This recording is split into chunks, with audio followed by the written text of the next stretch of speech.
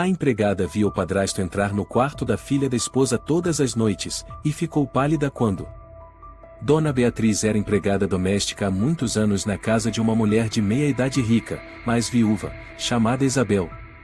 Recentemente, Isabel havia se casado novamente com um homem chamado Carlos.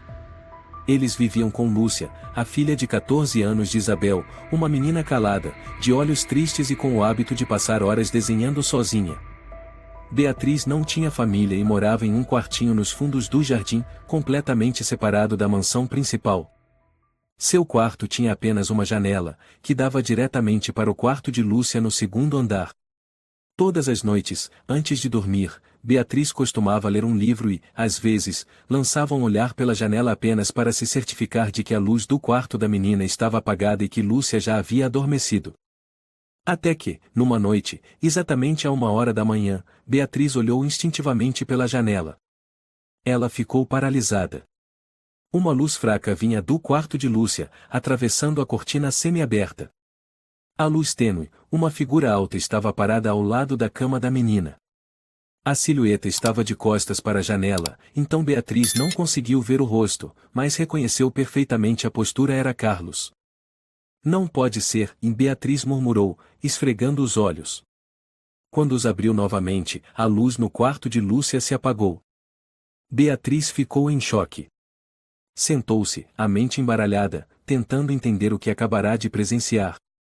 Talvez ele só estivesse verificando se a menina estava coberta ou Lúcia teve um pesadelo. Pode ser que eu tenha visto errado. Mas uma sensação de inquietação invadiu seu coração. Na manhã seguinte, ela foi trabalhar como de costume. Carlos estava tomando café no jardim, tão cortês como sempre. Bom dia, Beatriz, disse ele, com um sorriso impecável. Bom dia, Sr. Carlos, respondeu Beatriz, engolindo com dificuldade o nó na garganta. Lúcia estava desenhando sob uma pérgola coberta de glicínias. Não olhava para ninguém, segurando o lápis com tanta força que parecia prestes a quebrá-lo. Beatriz se aproximou. O que você está desenhando, Lúcia?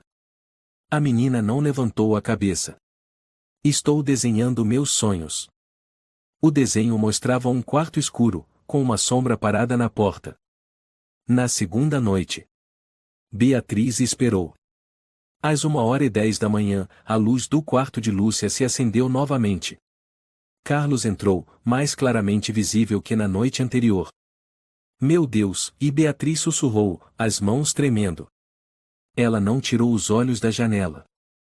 E então, a luz se apagou novamente. Na manhã seguinte, ela procurou Isabel. Senhora, Beatriz tentou manter a calma na voz, eu não sei se devo falar sobre isso. Isabel estava preparando o chá. Sobre o quê?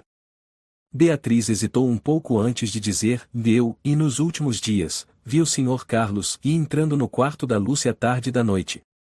Isabel parou. Tarde da noite? Você viu isso? Sim, da janela do meu quarto. Isabel franziu a testa, a voz subindo um pouco, Carlos adora a Lúcia. Ele a trata como filha. Deve ter ido apenas ver se ela estava coberta. Beatriz assentiu levemente, mas seu olhar deixava transparecer dúvida. O que exatamente você está insinuando? Perguntou Isabel, friamente. Eu só achei estranho, só isso. Não deixe a sua imaginação ir longe demais, Beatriz. Eu conheço meu marido. Beatriz baixou a cabeça. Desculpe, senhora.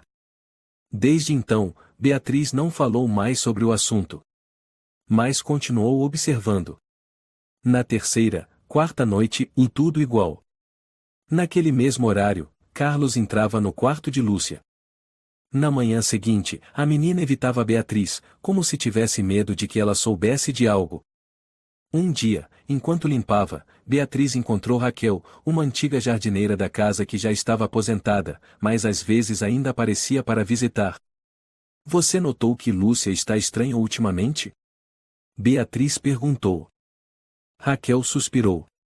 A menina quase não sorri desde que Carlos veio morar aqui. Mas olha, é melhor você não dizer muita coisa. Isabel é louca por ele. Mas e se houver algo errado? Raquel a encarou, se houver mesmo, vai ser difícil ela acreditar. Naquela noite, Beatriz ficou horas sentada diante da janela, com o telefone apertado nas mãos. A ideia de que precisava fazer algo era mais forte do que nunca. Mas, se falasse de novo, poderia perder o emprego. Ser expulsa da casa a qual havia dedicado quase 20 anos da vida. Mas e se ela não fizesse nada? Essa pergunta fincava no seu coração como um prego. Após muitas noites observando, Beatriz já não duvidava do que via. Todas as noites, por volta da 1 e 2 da manhã, Carlos entrava no quarto de Lúcia, e desaparecia atrás da porta, como se fosse um hábito antigo. Ela já não achava que era paranoia. Beatriz sentia um medo crescente, não só por Lúcia, mas por si mesma. Sabia que, se agisse de forma errada, tudo poderia se virar contra ela. Carlos era esperto, calmo demais. Durante o dia, sempre sorria e conversava educadamente com todos. Às vezes, até demonstrava um interesse exagerado por Beatriz, o que a deixava arrepiada, mas não havia como denunciar um sorriso educado. Numa manhã, Beatriz decidiu se aproximar de Lúcia. A menina estava sentada nos degraus de pedra, num canto do jardim, abraçando os joelhos e olhando ao longe.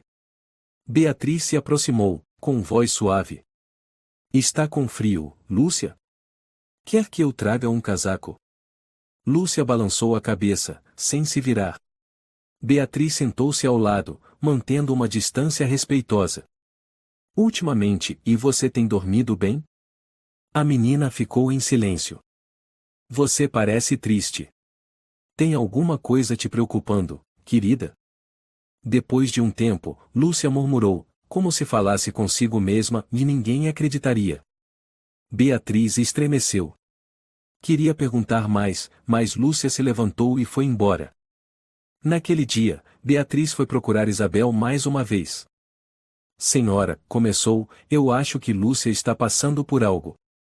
Isabel fez uma careta, e de novo isso, Beatriz? Eu já pedi para não fantasiar. Dessa vez é sério.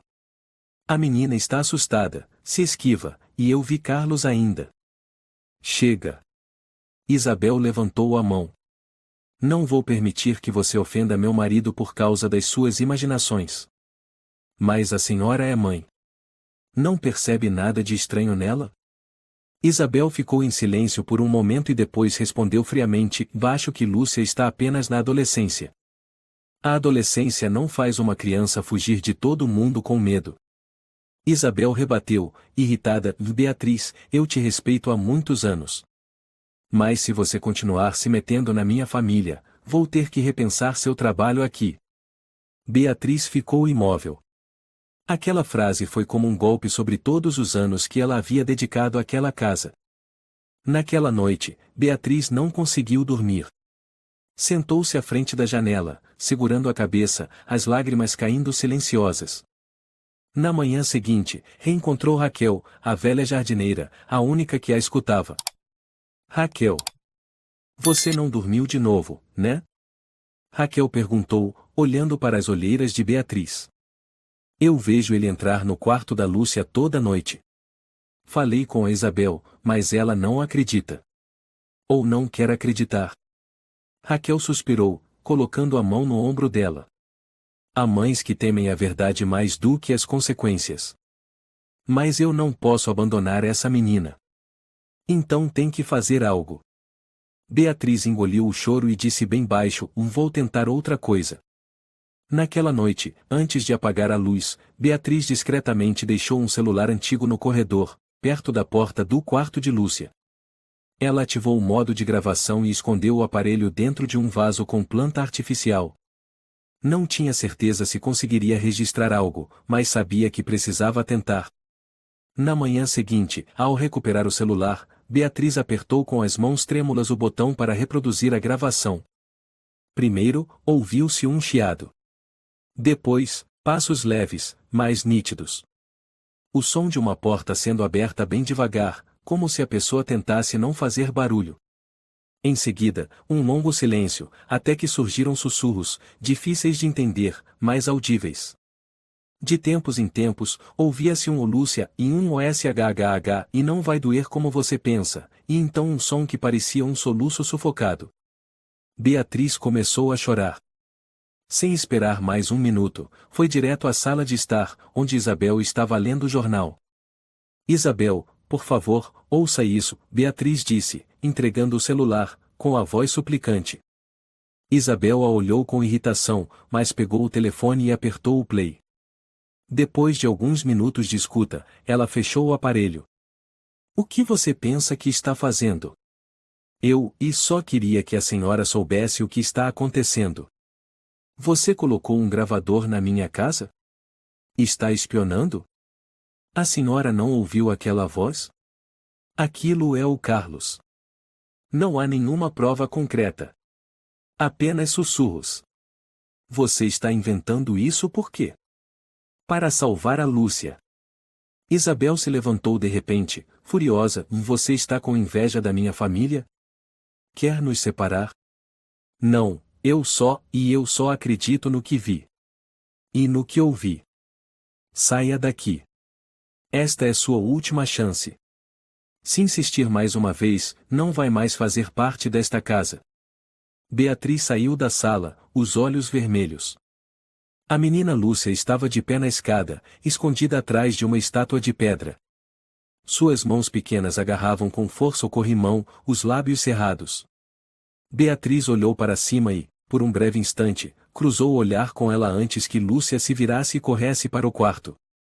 Naquele dia, enquanto organizava o depósito, Beatriz viu uma das folhas de desenho de Lúcia cair da pasta. Era o desenho de uma boneca rasgada, deitada dentro de uma caixa escura, com uma sombra alta ao lado, a cabeça virada. Abaixo do desenho, uma frase rabiscada: "De ninguém acredita na boneca." Ela apertou o desenho contra o peito, incapaz de conter as lágrimas. Do lado de fora da mansão, o céu estava cinzento.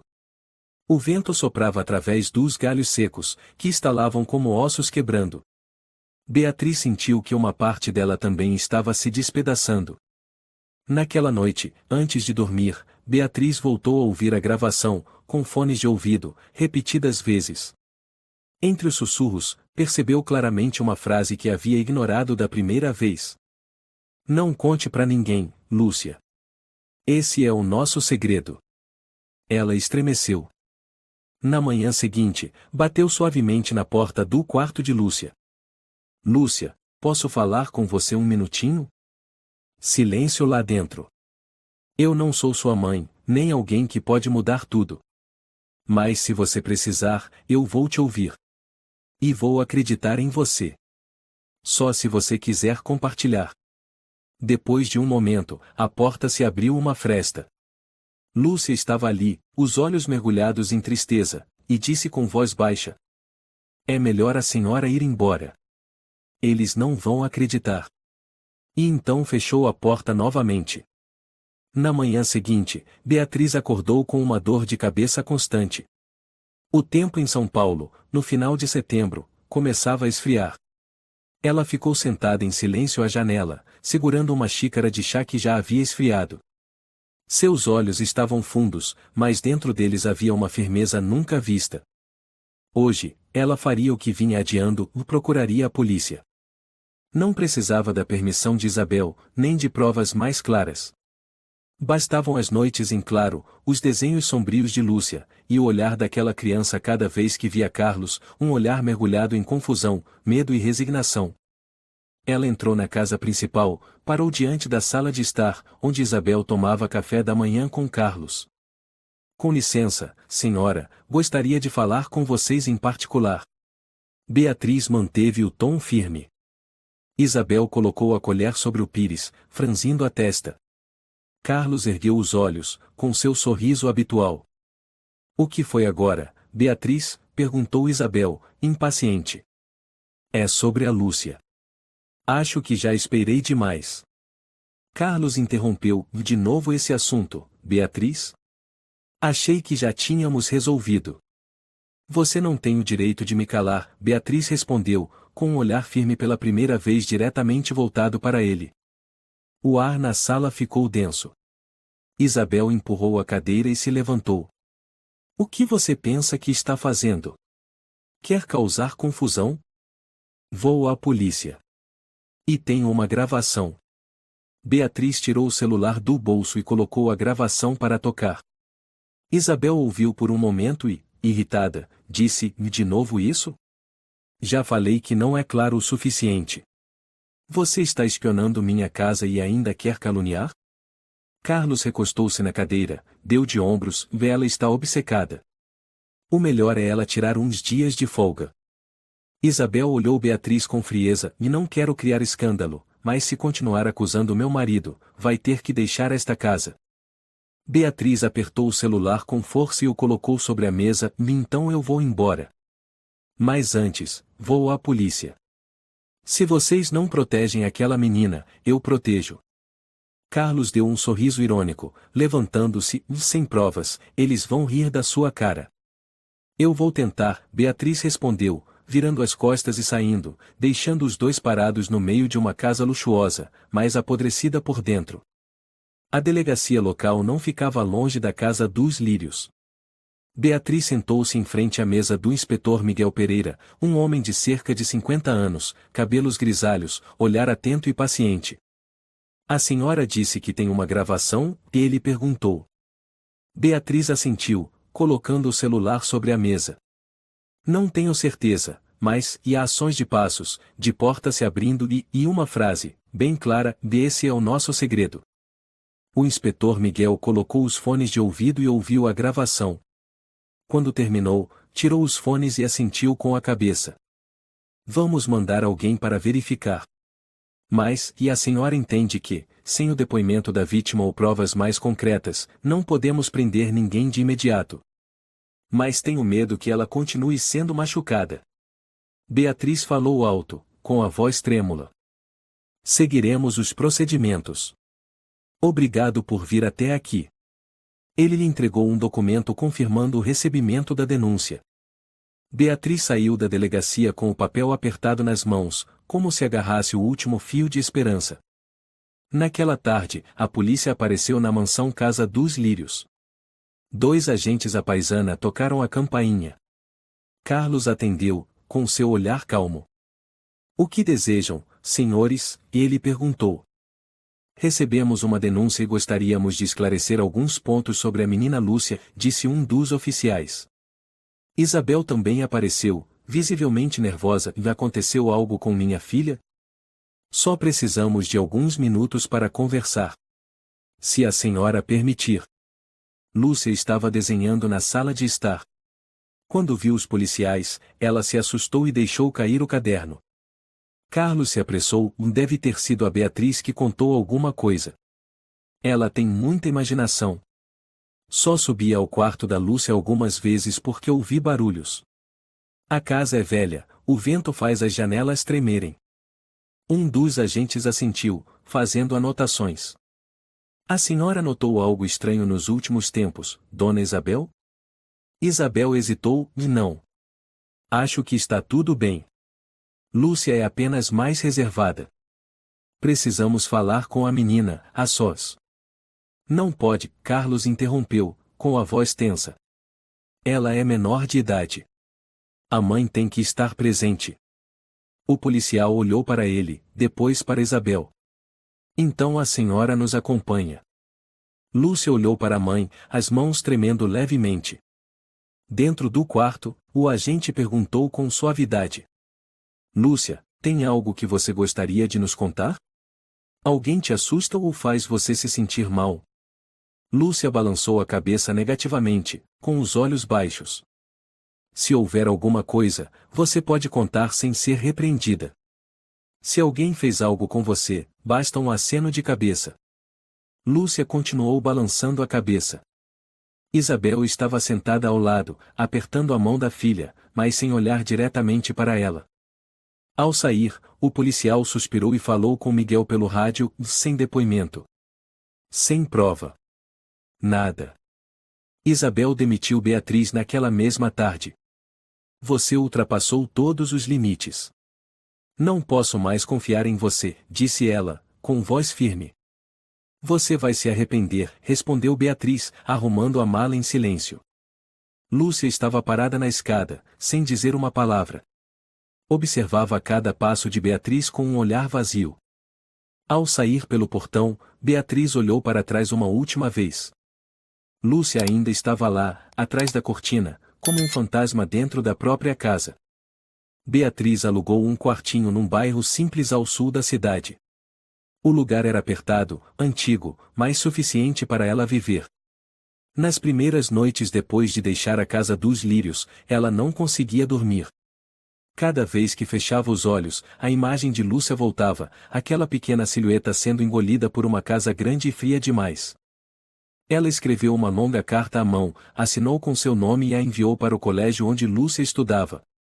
A carta descrevia tudo o que tinha testemunhado, junto com o áudio da gravação e as fotos dos desenhos estranhos de Lúcia que ela havia tirado antes de ir embora. Uma semana se passou. Ninguém respondeu. Raquel apareceu para visitar. "Como você está?", perguntou a senhora, trazendo uma sacola com biscoitos caseiros. "Obrigada. Estou levando." "Você acha que Isabel vai reconsiderar?" Beatriz olhou pela janela, a luz suave do sol refletindo na parede. "Não. Pelo menos não por enquanto. Ela está se enganando." Raquel assentiu. "Eu só espero que a menina esteja segura." "Talvez", murmurou Beatriz, "se outra pessoa falasse, as coisas seriam diferentes." Enquanto isso, na casa dos lírios, Isabel começava a perder o sono à noite. Carlos continuava entrando no quarto de Lúcia. Lúcia continuava em silêncio. Mas numa noite, Isabel passava pelo quarto da filha e ouviu um sussurro arrepiante. Ela ficou imóvel diante da porta, a mão trêmula. Pensou em abri-la, mas hesitou. Impossível, tentou se convencer. Carlos ama a Lúcia como filha. Ele só está. O som da cama rangendo ecoou atrás da porta, como se alguém estivesse se movendo sobre ela. Isabel recuou, caminhou rapidamente de volta ao seu quarto. Na cabeça dela, uma frase se repetia: "Beatriz me enganou. Carlos é um bom homem. Lúcia está bem." Mas o olhar de Lúcia, o modo como ela sempre ficava em silêncio diante da mãe, continuava a assombrar Isabel como uma garra invisível. E ela sabia, bem lá no fundo, que a verdade começava a se revelar. Com o passar do tempo após a saída de Beatriz, o ambiente na casa dos lírios se tornava cada vez mais sombrio. A nova empregada só trabalhava durante o dia, não passava a noite. Ninguém permanecia tempo suficiente para notar detalhes, como o jeito que Lúcia evitava qualquer toque, ou o olhar vazio que lançava sempre que Carlos entrava no quarto. Lúcia já não desenhava mais no jardim como antes. Ela se retraía em seu próprio mundo, sempre de portas fechadas, quase muda, como se tivesse perdido completamente a capacidade de confiar nos adultos. Numa manhã de início de outubro, Raquel apareceu de surpresa. Entrou no jardim familiar, com uma cesta de laranjas e um ramo de orquídeas secas. Isabel a convidou para entrar, mas Raquel recusou, ficando sob a pérgola coberta de glicínias. "Senti saudade da Lúcia", disse. "Como ela está?" "Está normal. Um pouco desanimada com os estudos, mas isso é coisa da adolescência." Isabel forçou um sorriso. Raquel assentiu, os olhos atentos espiando a janela do segundo andar. "Soube que Beatriz foi embora. Ela está bem?" "Não sei", respondeu Isabel, com a voz tensa. "Ela atrapalhou demais a minha família." Raquel não disse mais nada, mas algo dentro dela se moveu silenciosamente. Naquela noite, Isabel passava pelo quarto de Lúcia quando ouviu o render de uma cadeira. Bateu suavemente à porta. "Lúcia, posso entrar?" Nenhuma resposta. Ela abriu a porta e entrou. O quarto estava completamente escuro, exceto por um abajur fraco. Lúcia estava sentada de costas, desenhando diretamente na parede oposta. "O que você está fazendo?", perguntou Isabel. Lúcia não respondeu. Ela se aproximou. Na parede, havia um desenho rabiscado com carvão de um homem alto, sem rosto, em pé ao lado de uma garotinha minúscula com expressão de pavor. Isabel ficou paralisada. "Lúcia, quem desenhou isso?" Eu. A voz da menina era leve como o vento. E quem é? Ninguém. Isabel se ajoelhou à frente da filha, tentando encará-la nos olhos. Lúcia, aconteceu alguma coisa? Você pode falar com a mamãe. Lúcia levantou o rosto. Os olhos estavam vermelhos, mas secos. Eu já falei. Quando? Escrevi para a mamãe. Mas a mamãe jogou fora. Isabel ficou atônita. Escreveu? Lúcia levantou-se e foi até a escrivaninha. Tirou de um bolso do casaco um papel amassado e o colocou sobre a mesa. Estava escrito com tinta preta, com letra infantil e irregular. Eu contei para a mamãe, mas ela não acreditou. Isabel ficou em choque. Você entregou isso para quem? Perguntou. Para a Beatriz. Antes dela ser mandada embora. Isabel apertou o papel com força. Lúcia, quem te fez escrever isso? Lúcia não respondeu. Apenas voltou para a cama e puxou o cobertor sobre a cabeça. Isabel saiu do quarto, ainda segurando o bilhete. Foi direto para a cozinha, encheu um copo com água gelada e sentou-se, tentando se recompor. De um lado estava a verdade nebulosa, as suspeitas, os desenhos, as palavras soltas. Do outro, seu marido gentil, atencioso, que sempre escutava suas histórias sobre o ex-marido, sobre a solidão, e que havia ajudado a tirá-la dos piores anos da vida. Mas por que Lúcia desenharia aquilo? Por que diria? Eu já falei? Pegou o telefone, hesitou por um instante e ligou para Raquel. Raquel, sou eu, a Isabel. Eu imaginei. Está tudo bem. Não sei. Ela parou. Acabei de ver um desenho que Lúcia fez. Muito estranho. E falou de algo que escreveu para mim. Raquel ficou em silêncio por um momento, depois perguntou: Você tem certeza de que leu tudo o que ela te escreveu? Não. Talvez eu tenha ignorado ou preferido não perceber. A voz de Isabel falhou. Não quero julgar, Isabel. Mas se há algo acontecendo, não ignore. Uma criança não desenha coisas assim sem motivo. Na manhã seguinte, Isabel revirou o velho armário de Lúcia. Em uma mochila escolar antiga, sob uma pilha de cadernos, encontrou algumas folhas de desenho e um caderno de capa dura. Na primeira página, lia-se com letra miúda: de ninguém pode ler, exceto a mamãe. Sua mão tremia ao virar as primeiras páginas. Dentro, havia trechos soltos de um diário. Noite passada ele veio de novo. Tentei fingir que dormia, mas meu coração batia muito forte. Tive medo de que ele ouvisse. Bati na porta do quarto da mamãe pedindo socorro. Mas ela não abriu. Talvez ela ame ele mais do que acredita em mim. Ele disse que se eu contasse para alguém, ficaria trancada para sempre. Ninguém acredita em mim. A tia Beatriz é a única que olha para mim e enxerga o medo que estou sentindo. Uma última linha, rabiscada: eu odeio viver nesta casa. Isabel caiu sentada na cadeira, o rosto pálido. As palavras pareciam lâminas atravessando seu peito, rasgando todas as crenças que havia depositado na pessoa errada. Uma mãe que não escutou. Uma esposa que confiou no homem errado. Lúcia estava sentada na sala de aula, com o olhar perdido na janela. A professora de literatura recitava o poema O Romance Sonâmbulo, de Federico Garcia Lorca. O último verso ecoou no ar. Verde que te quero verde. O verde cor da esperança, da vida. Mas para Lúcia, tudo era cinza. De repente, uma voz suave: Lúcia. Ela se virou. Era Helena, sua colega de carteira, calada, mas sempre atenta. Você está bem? Helena perguntou. Lúcia apenas balançou a cabeça. Quer que eu escute?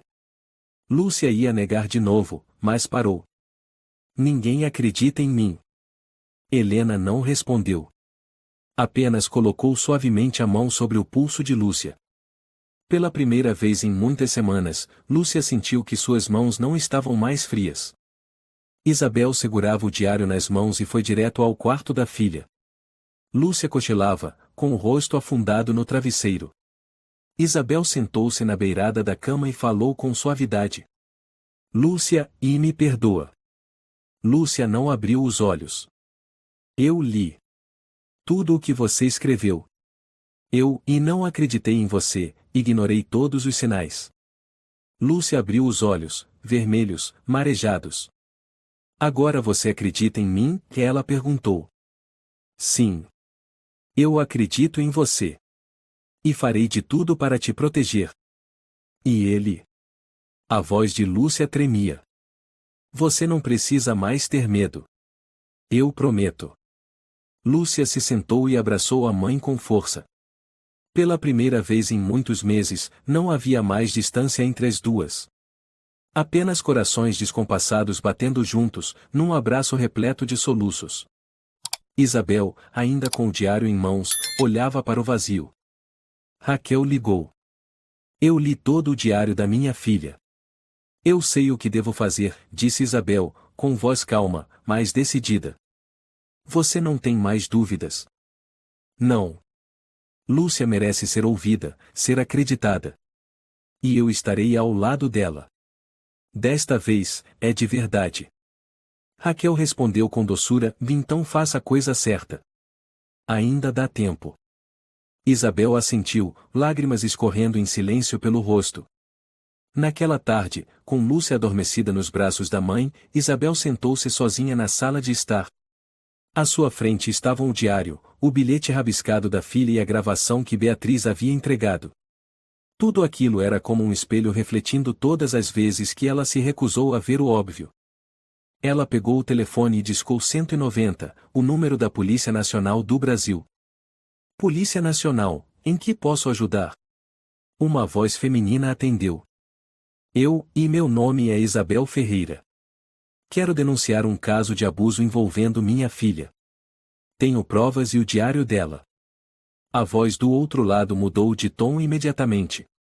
Por favor, aguarde um momento. Vamos transferi-la para a equipe de investigação. 1 minuto depois, uma voz masculina firme soou, o inspetor Miguel Pereira. É a senhora Isabel? Poderia nos informar seu endereço e o melhor horário para uma visita? Mansão Casa dos Lírios, na zona norte de São Paulo. Ainda esta tarde, o mais rápido possível. Estaremos aí dentro de 1 hora. Dessa vez, quando o carro da polícia parou em frente ao portão da mansão, Isabel não se sentia envergonhada nem impotente. Ela mesma foi abrir o portão, com a pasta de documentos e o diário de Lúcia nas mãos. O inspetor Miguel e uma agente chamada Letícia entraram, com semblantes sérios. Obrigado por nos chamar. Podemos perguntar se seu marido está em casa agora? Sim. Mas quero falar com vocês em particular primeiro. Isabel os conduziu até o escritório. Sentou-se e colocou sobre a mesa tudo o que tinha. Este é o diário da minha filha.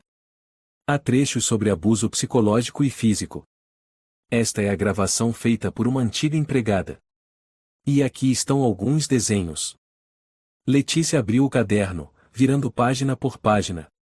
Franziu a testa ao ler frases como, ele disse que ninguém vai acreditar em mim ou toda vez que a luz apaga, dói muito. Miguel colocou os fones e ouviu a gravação atentamente. Ao escutar o sussurro, este é o nosso segredo, ele tirou os fones e olhou para Isabel. A senhora sabe que isso significa que vamos convocar o Sr. Carlos para interrogatório ainda hoje? Eu sei. E estou pronta. A voz de Isabel era firme, sem hesitação. E Lúcia? Ela aceitaria conversar com um especialista? Letícia perguntou. Ela sempre disse que ninguém acreditava. Mas hoje, acho que ela acredita em mim. Miguel assentiu. Vamos mandar uma psicóloga conversar com Lúcia ainda hoje. Mas antes, preciso falar com o Carlos. Carlos estava lendo o jornal na sala de estar quando ouviu a batida na porta. Ao ver Miguel e Letícia entrando com Isabel, ficou surpreso por um segundo, mas logo recuperou a calma. O que está acontecendo? Perguntou, servindo-se de mais uma dose de bebida. Miguel mostrou a identificação, somos da Polícia de Proteção à Criança e ao Adolescente. Recebemos uma denúncia e temos provas relacionadas a abuso infantil. Precisamos que nos acompanhe até a delegacia para esclarecimentos. Carlos colocou o copo na mesa e riu com desprezo. Denúncia? Quem fez isso? Isabel, isso é piada? Isabel não respondeu, permanecendo atrás dos policiais. O senhor tem o direito de permanecer em silêncio e de ter um advogado. Tudo o que disser poderá ser usado em tribunal, Letícia declarou com clareza. Carlos levantou-se num pulo. Isso é loucura. Eu não fiz nada. Isso tudo é imaginação. Sou o marido dela. E aquela menina tem problemas psicológicos. Miguel fez um sinal para Letícia. Os dois se aproximaram para algemá-lo. Carlos resistiu, gritando: isso é uma armadilha. Aquela menina. Ela me odeia porque não deixei ela usar celular. Isabel fechou os olhos com força, as mãos cerradas. Lúcia estava parada na escada. Viu os policiais levarem Carlos para o carro. Não chorou, não falou. Mas quando a mãe se aproximou, a abraçou com força. É verdade que, e ele foi embora, mãe? Sim. Ninguém mais vai te machucar. Lúcia se desmanchou nos ombros da mãe, chorando pela primeira vez como uma criança de verdade, não com lágrimas de medo, mas com lágrimas de alívio. Na delegacia, Carlos foi mantido em detenção por 48 horas para investigação. Seu advogado, um homem chamado Rafael Martins, apareceu e exigiu a libertação do cliente. Miguel bateu com a mão na mesa: ele não vai sair daqui até terminarmos a investigação. Sem depoimento da vítima, vocês vão mantê-lo preso com base em quê? Desafiou Rafael. Miguel calmamente abriu o notebook, reproduziu a gravação e entregou uma cópia do diário a Rafael. O advogado empalideceu. Naquela noite, Letícia voltou à mansão acompanhada de uma jovem psicóloga chamada Mariana. Ela conversou com Lúcia em seu quarto, enquanto Isabel esperava do lado de fora. Uma hora depois, Mariana saiu e assentiu com a cabeça. A menina começou a falar. O caminho ainda é longo, mas ao menos agora ela sabe que não está sozinha. Isabel perguntou com a voz trêmula. Ela contou algo específico?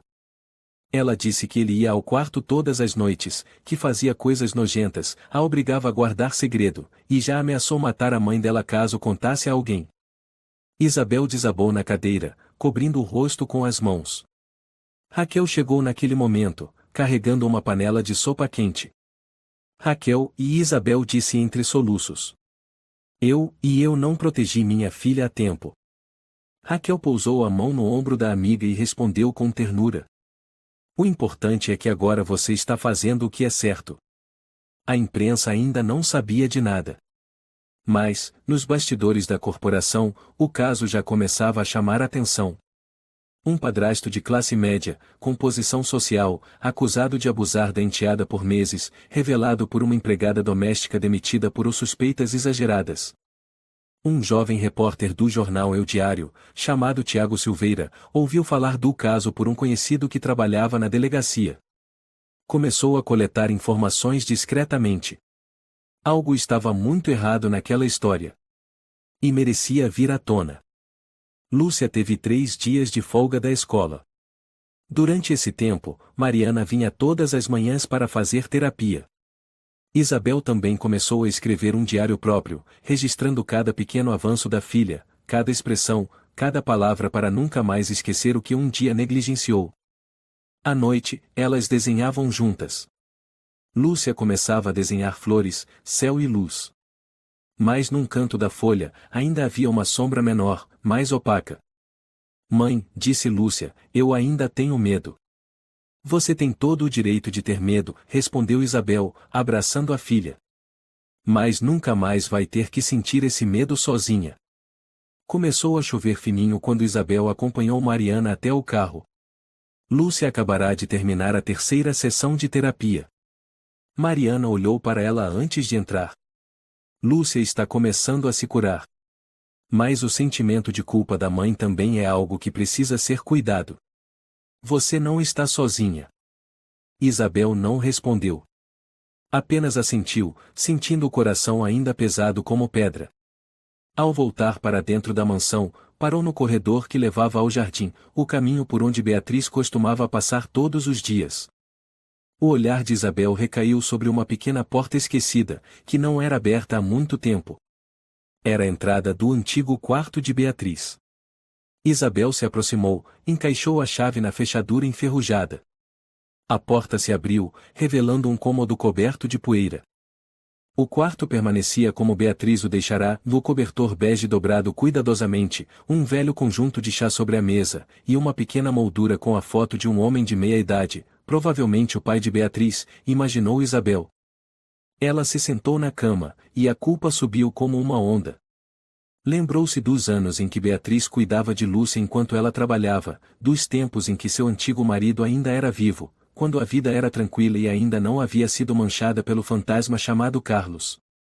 Sobre a mesa, havia um pedaço de papel esquecido entre um calendário antigo. Se um dia eu estiver errada, me perdoe. Mas se eu estiver certa, por favor, proteja a Lúcia. Isabel apertou o bilhete entre os dedos. As lágrimas caíram sem que ela percebesse.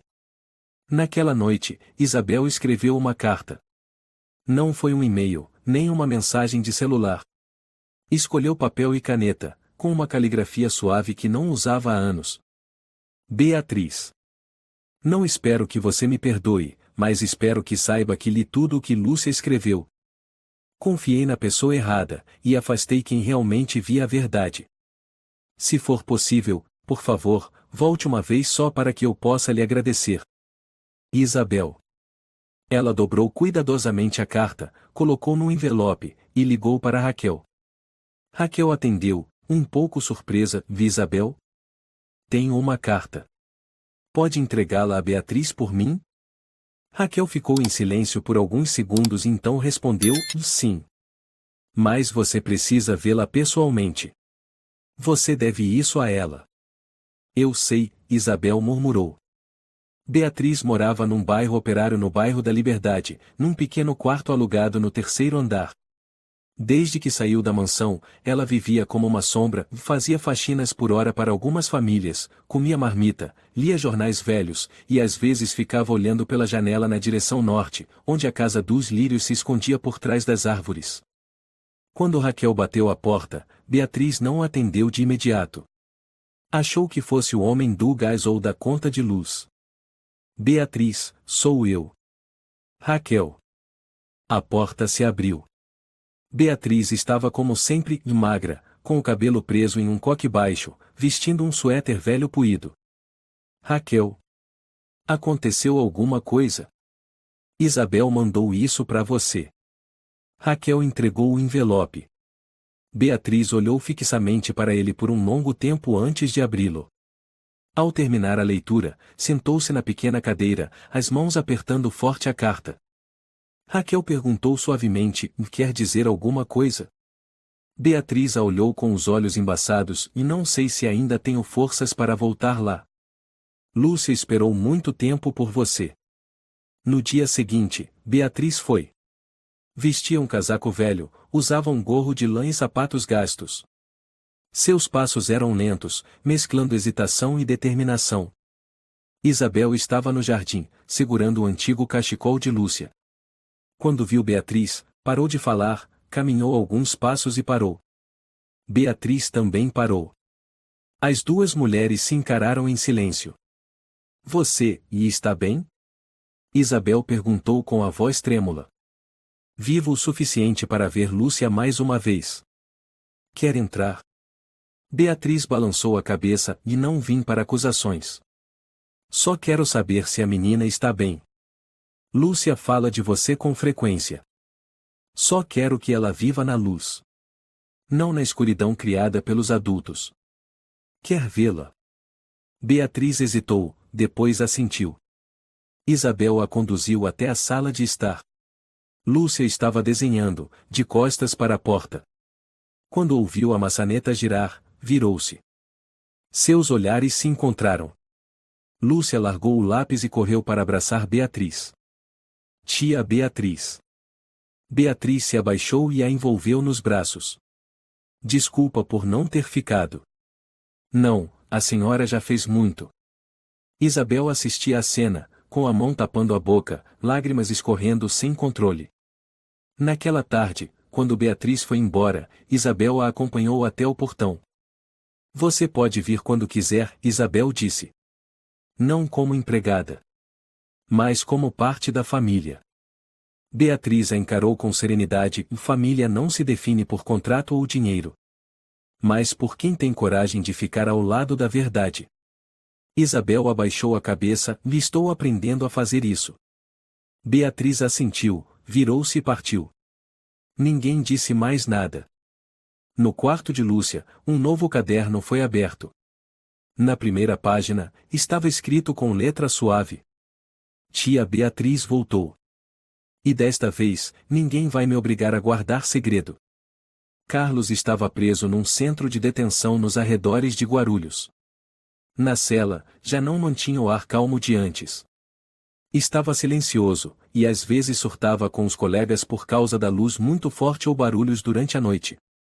O advogado Rafael veio visitá-lo. O julgamento preliminar vai começar em breve. Mas, Carlos, honestamente, as provas estão muito claras. Carlos deu um sorriso torto. Eu não toquei na garota. Só, e conversava com ela.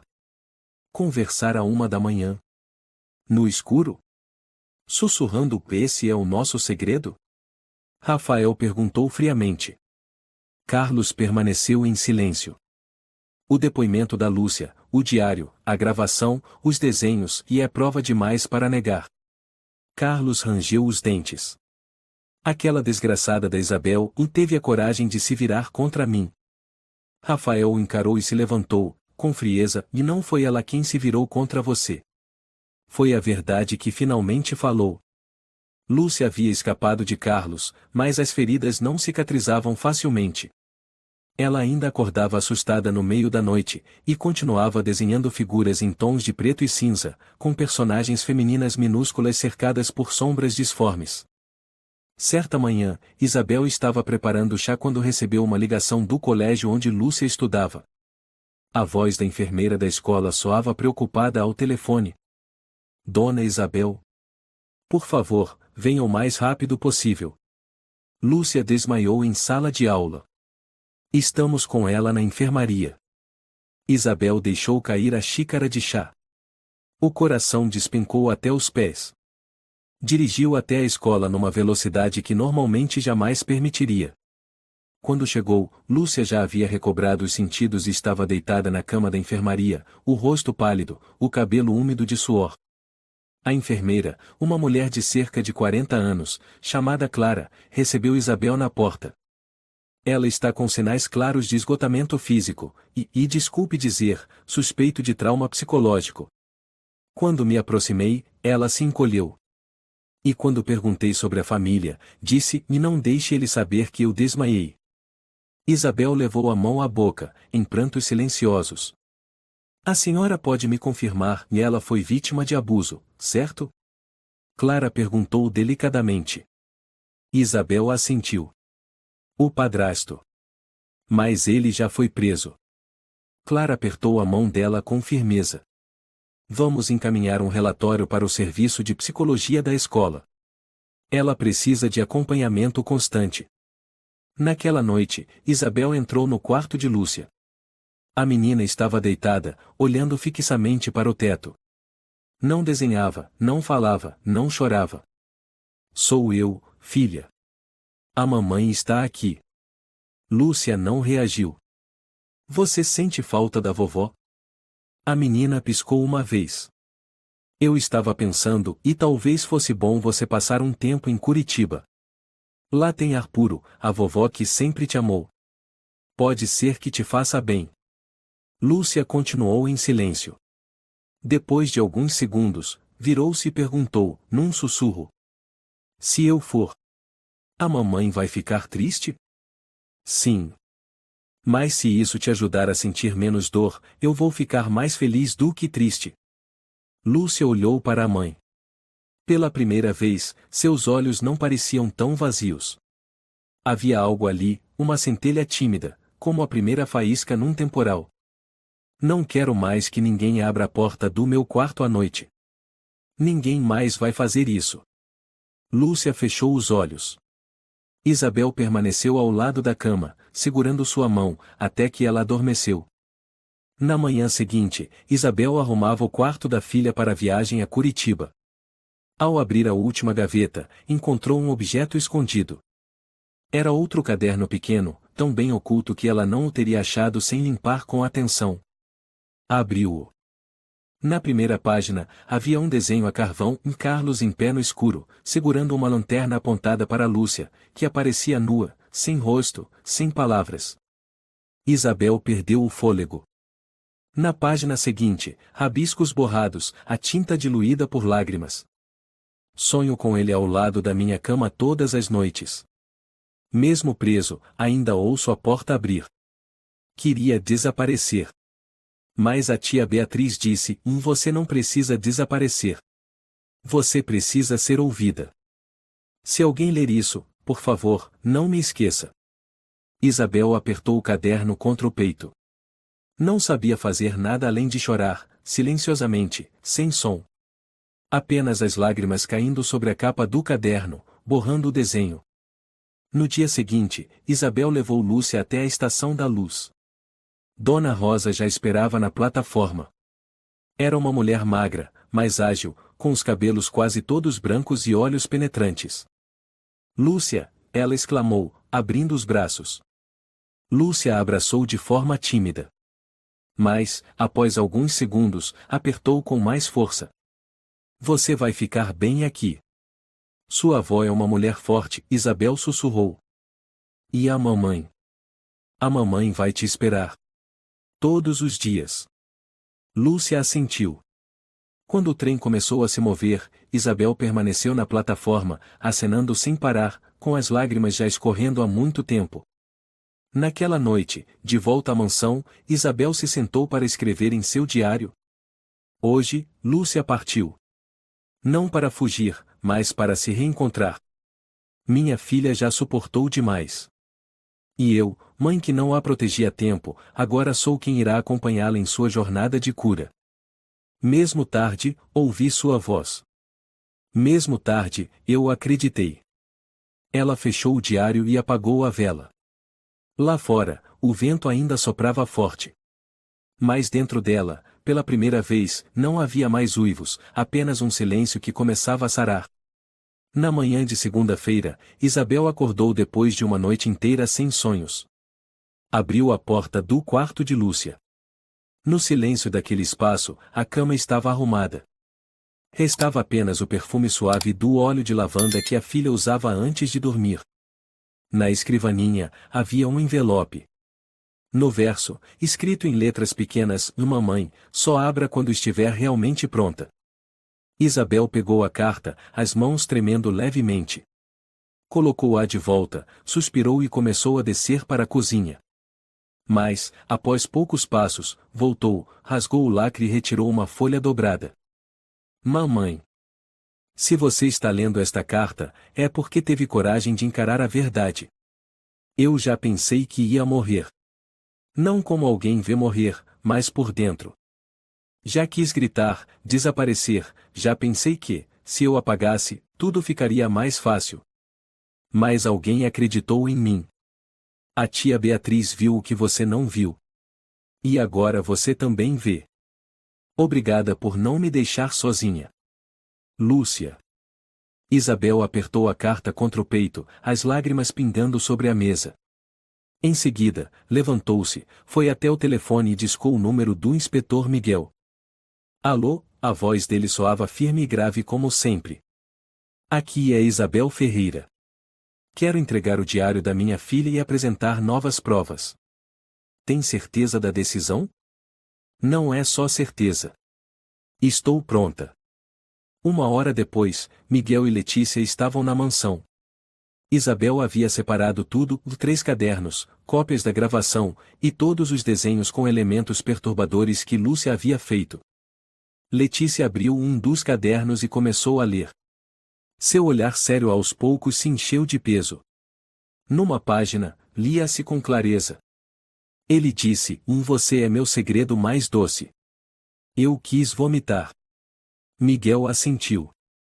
Com esse diário completo, podemos solicitar a extensão da prisão preventiva e processar Carlos por abuso psicológico grave e violência sexual contra menor. Uma semana depois, Mariana e Letícia viajaram a Curitiba para visitar Lúcia. Na casinha de Dona Rosa, mãe de Isabel, o cheiro de bolo assado e o canto dos passarinhos criavam um mundo totalmente diferente da escuridão da casa dos lírios. Lúcia estava sentada na poltrona perto da janela, com um copo de leite quente nas mãos.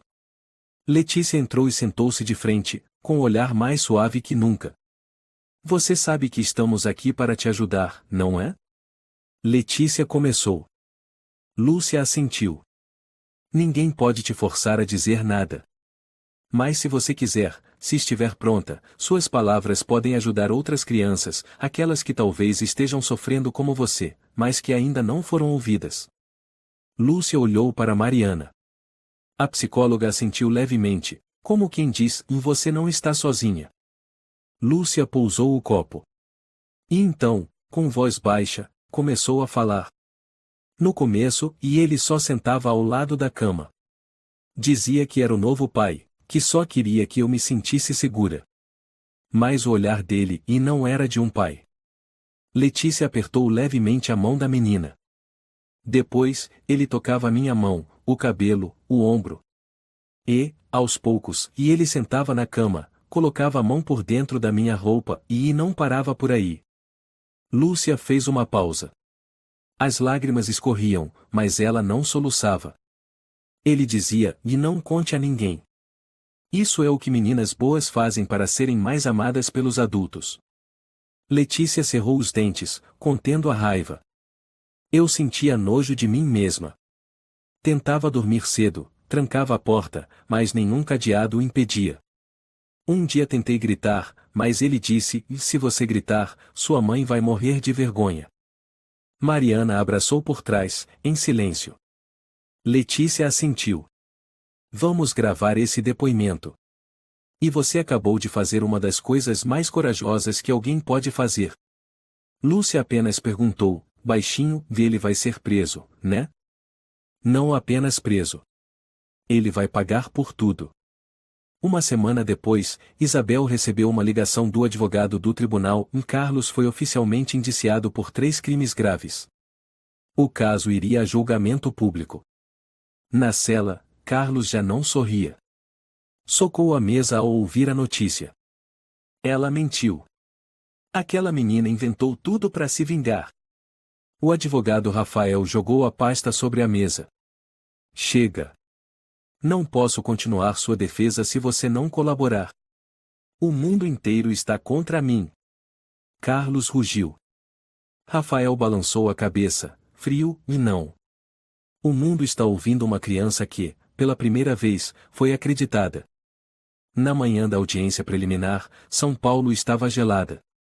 Isabel vestia um casaco preto e segurava com força o cachecol de lã que Lúcia havia tricotado. Foi acompanhada por Letícia, Mariana e pelo advogado de defesa dos direitos de Lúcia. A audiência foi fechada ao público, pois a vítima era menor de idade. Mas a imprensa já comentava o caso como um exemplo doloroso do fracasso da confiança familiar. Carlos foi escoltado até o tribunal. Seus olhos não tinham mais o ar calmo de antes, apenas desgaste e vazio. Diante dele, estava uma mulher que um dia o amou, agora fria como uma sentença. O juiz leu as acusações: abuso de menor, violação de privacidade e danos psicológicos graves. Carlos tentou se defender, mas suas palavras já não tinham peso diante da parede sólida da verdade. Letícia se levantou em nome de Lúcia. A vítima não pôde comparecer por questões de saúde. Mas todos os diários, gravações, desenhos e depoimentos confirmados foram entregues ao tribunal. Requeremos a pena máxima, em nome de todas as crianças que ainda não puderam falar. O advogado de Carlos pouco rebateu. Não havia argumentos contra tamanha montanha de provas. Isabel disse apenas uma frase ao deixar o tribunal. Eu devia ter enxergado antes. Mas antes tarde do que nunca. A audiência terminou com o veredito que Isabel tanto aguardava, ainda que tardiamente. Carlos foi condenado a 10 anos de prisão por abuso de menor, invasão de privacidade e agressão psicológica grave. Com base nas provas contundentes e no depoimento da psicóloga, todas as tentativas de negação foram rejeitadas. No dia da sentença, Isabel permaneceu sentada na sala do tribunal, mãos entrelaçadas. Quando o martelo do juiz bateu, ela não chorou nem suspirou. Apenas fechou os olhos suavemente, como se uma tranca antiga finalmente tivesse sido destravada. Em Curitiba, o inverno se aproximava. Lúcia morava com a avó Rosa em uma casinha perto da praça principal. Todas as manhãs, ia ao mercado com a avó, cuidava dos vasos de lavanda na varanda e, à noite, lia em voz alta para as duas. Mariana continuava a visitar semanalmente. Observava com atenção cada pequeno progresso. E, após o primeiro mês, sorriu ao ver Lúcia arrumando seu cantinho de estudos e começando a colorir novamente os desenhos deixados de lado, agora com azul claro e amarelo suave. Você está sonhando com alguma coisa? Mariana perguntou numa manhã ensolarada. Lúcia hesitou, depois disse. Eu acho que um dia vou desenhar a mim mesma. Mais uma Lúcia que não está mais escondida. Um mês após o julgamento, Isabel bateu na porta da pensão onde Beatriz morava. Não como uma patroa, mas como alguém que sabia que devia um profundo agradecimento. Beatriz abriu a porta. Já esperava por Isabel, mas não sabia o que diria frente a frente. Como está? Isabel perguntou. Estou bem, Beatriz respondeu com serenidade. Eu vim agradecer. Se não fosse por você, eu não teria visto nada. E Lúcia? Lúcia foi quem sofreu. Eu apenas estava por perto. Beatriz a interrompeu. Isabel assentiu e sentou-se numa cadeira de madeira perto da mesa. Eu vim perguntar, você quer voltar à mansão? Não como empregada, mas como parte da família. Beatriz ficou em silêncio por um momento, depois balançou a cabeça. Não. Eu tenho trabalho aqui. Faço a limpeza numa escola do bairro. Ver crianças brincando todos os dias e já é o suficiente. Isabel abaixou os olhos. Então, ao menos, me permita te dar um abraço. Beatriz se aproximou e abriu os braços. Nenhuma palavra foi necessária. Ela já havia perdoado. No dia 25 de dezembro, Isabel recebeu uma carta. Sem remetente, mas ela reconheceu a caligrafia no mesmo instante. Abriu. Era uma carta escrita à mão por Lúcia. Mamãe. Hoje é Natal. Aqui em Curitiba está mais frio que em São Paulo. Mas por dentro, eu me sinto quente. Penso na mamãe todos os dias. Lembro da noite em que você segurou minha mão no hospital, da vez em que me olhou nos olhos e disse, e ninguém mais abrirá sua porta à noite. E você cumpriu. Ainda estou me curando. Mas sabe, mamãe? Eu já sorri de verdade. Depois de muito tempo.